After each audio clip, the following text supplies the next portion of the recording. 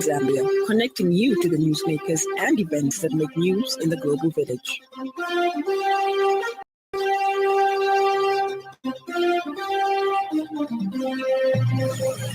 Good evening. This is the 5FM Radio Main News. The headlines. President Hichilema calls for hard work and unity to drive Zambia's social and economic transformation. Political parties commit to strengthening disability inclusion ahead of 2026 elections.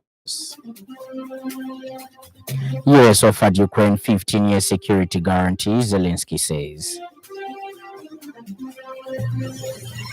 This bulletin is live on our Facebook page, 5FM Radio Zambia, and live on our YouTube channel, 5FM Radio Zambia. With the details, my name is Lance Sannie Banda. President Hakainde Hichilema has called for continued hard work and unity as Zambia strives to achieve sustained social and economic transformation. In the commemoration of Zambia as a Christian nation, importance of discipline, integrity, and development, noting that faith should inspire diligently for the common good. He said the declaration of Zambia as a Christian nation should continue to guide the country's values. The president further urged Zambians to remain focused on building a prosperous nation founded on strong moral principles. In the meantime, President Hichilema has declared 29th December an annual public holiday to commemorate Zambia as a Christian nation. That's the call 34 years down the road, that we must work harder, be more productive, grow the economy, raise money to support our children, all of our children, irrespective of their circumstances of birth. That, I think, is a test of what FTJ thought about, in my view. I'm imagining 34 years ago, to give our children opportunity for jobs, for business. That's the way I see things myself. And I do believe many citizens see things this way. Political parties, in collaboration with Disability Rights Watch and the International Women's Lobby, and with support from the government of Finland, have announced commitments to strengthening disability inclusion ahead of the 2026 general elections.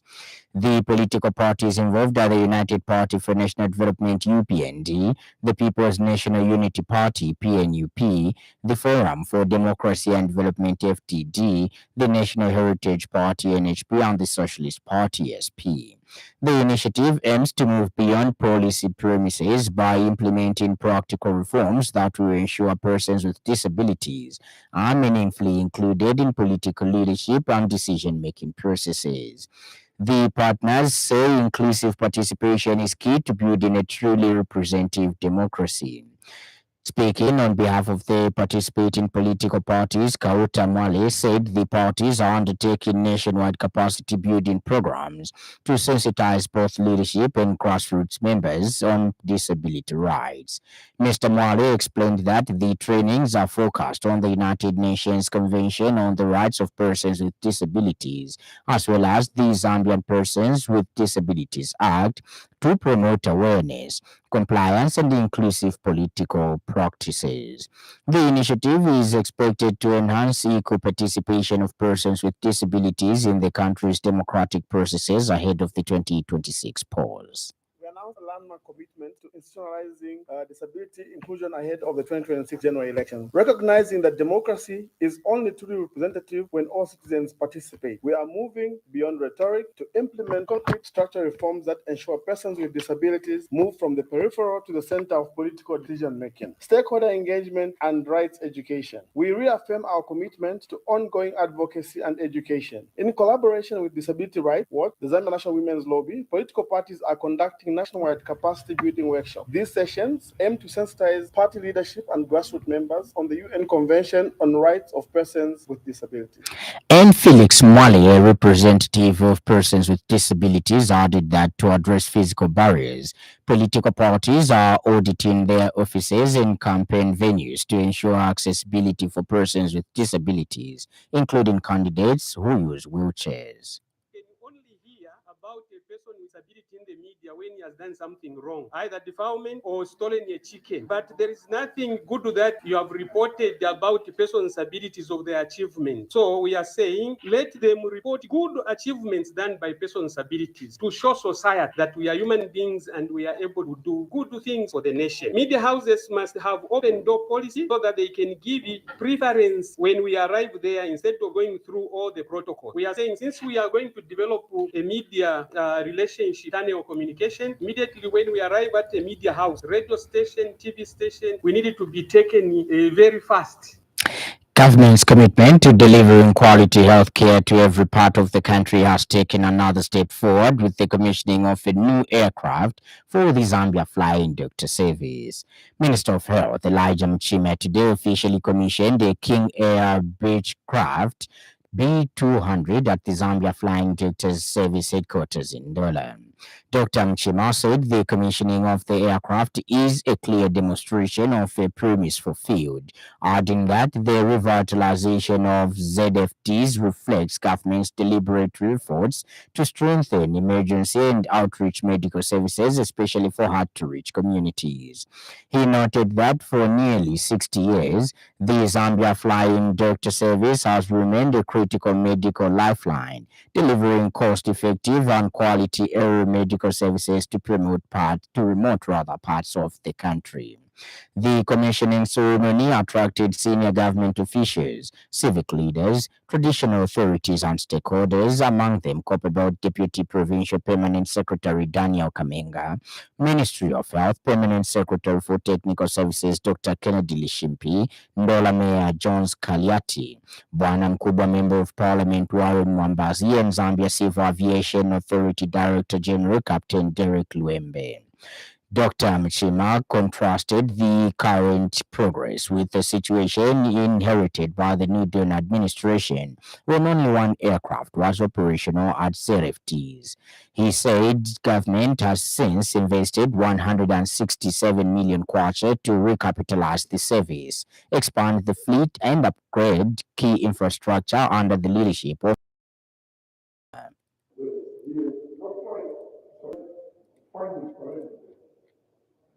working so hard to deal with the family. I should also recognize my colleague who is supposed to be here with the first duty here to set the pace of the Taiwan and keep what they achieve. I've been on this flight several times. Earlier this year, ZFTs acquired its first ever helicopter, allowing medical teams to access areas without airstrips and significantly improving emergency response. Meanwhile, ZFT's Chief Executive Officer Dr. George Muni disclosed that outreach activities have increased from 3 per year to 8 running concurrently each month, with more than 144,000 patients reached in 2025. The event concluded with a vote of thanks from Copperbelt Provincial Health Director Dr. Charles Mwinuna, who reaffirmed government's commitment to universal health coverage, ensuring quality health care for Zambians regardless of location. The government of Zambia has reaffirmed its commitment, together with Zimbabwe, to investing in strategic power generation and transmission projects to strengthen energy security and regional integration.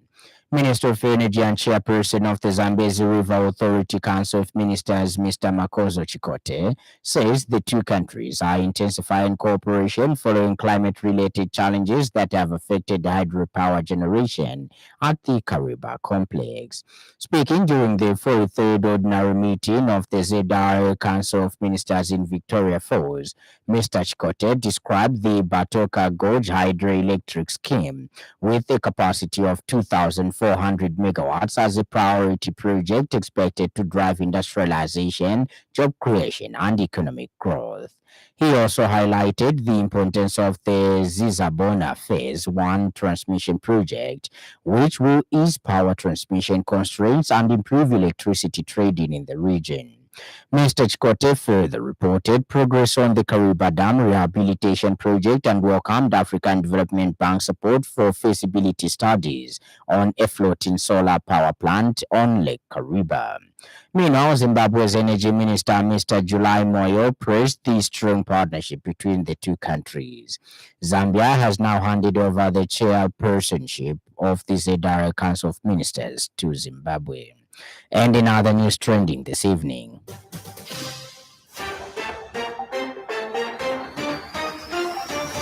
the Road Development Agency, RDA, working in collaboration with the Zambia National Service ZNS, has successfully completed the installation of an acro bridge across the washed away section of the greatest road at Kankumba Stream, about 87 kilometers from the Kenneth Kaunda International Airport roundabout. The Lusaka City Council has recorded a total of 17,717 deaths in Lusaka from January to December 2025. Up next, the business news. 5FM Radio Business News. We mean business. Keep you current in commerce, trade, and industry, local and global. It's our business to keep you informed about business. The Zambia Revenue Authority has intercepted a truck carrying 800 cases of smuggled Viking cigarettes, resulting in a revenue loss estimated at 7.8 million kwacha. The Direct Corporate Communications Manager Oliver Nzala says the truck was en route from South Africa, transiting through Chirundu and destined for the Democratic Republic of Congo. Mr. Nzala explains that the truck had been declared as carrying assorted household items in transit. However, vigilant Zambia Revenue Authority officers trailed the vehicle to a warehouse in Lusaka's Garden House area, where offloading was scheduled. An inspection conducted at the warehouse revealed boxes of Viking cigarettes concealed within the consignment. Following the discovery, the warehouse was secured and sealed, while the truck and the smuggled goods were seized by the authority.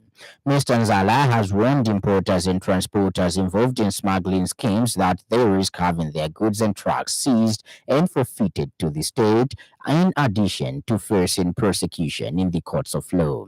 Meanwhile, the general public and transporters have been encouraged to report any suspected cases of smuggling to the Zambia Revenue Authority.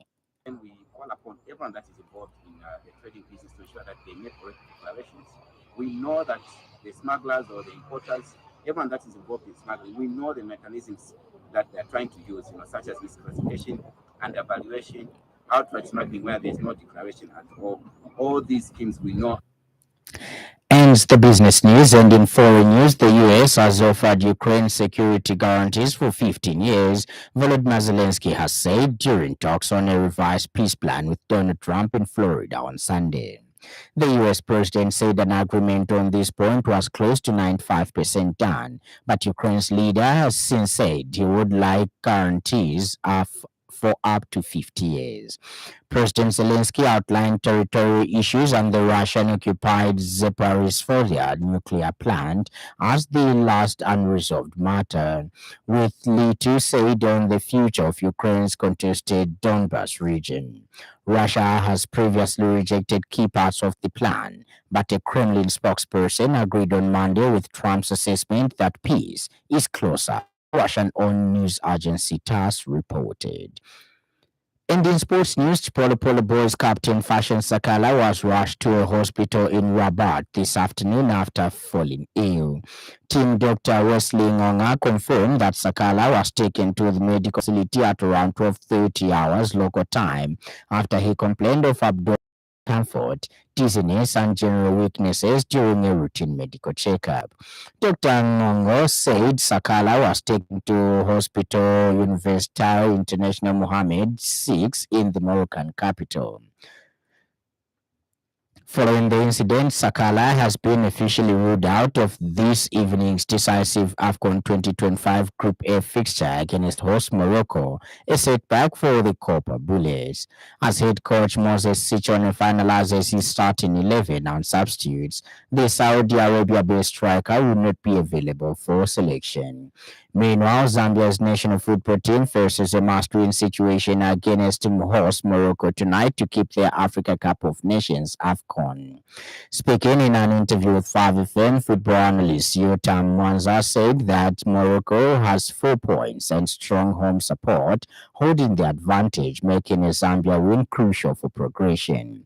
Mwanza noted that failure to secure a victory would likely spur elimination, who have struggled to maximize points in earlier matches. He added that key players like Patson Daka and captain Fashion Sakala must elevate their game, while the defense and midfield need to be solid against Morocco's athletic and physical style.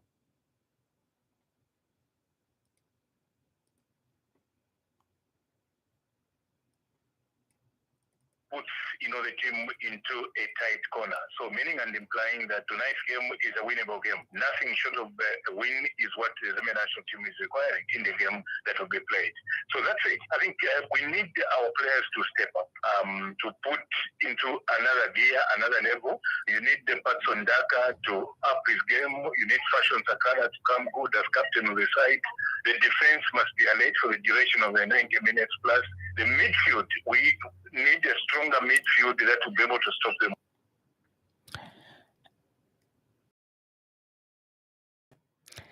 The evening will be partly cloudy, chance of isolated showers. Ends our with the end of the news, but before we go, a recap of the stories that headlines.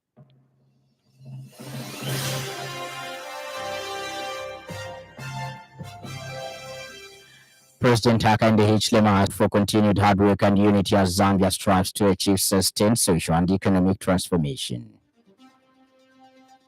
Political parties in collaboration with the International Women's Lobby and with support from the government of Finland have announced commitments to strengthen disability inclusion ahead of the 2026 general elections. And finally, the U.S. has offered Ukraine security guarantees for 15 years, Volodymyr Zelensky has said during talks on a revised peace plan with Donald Trump in Florida on Sunday. For more news, follow us on Facebook, 5FM Radio Zambia, and subscribe to our YouTube channel, 5FM Radio Zambia. On behalf of the entire news crew and the technical department, thank you for listening to the happy world of 5FM. Stay safe and stay tuned to 5FM Radio. My name is Lance Sannie. Enjoy the rest of the evening.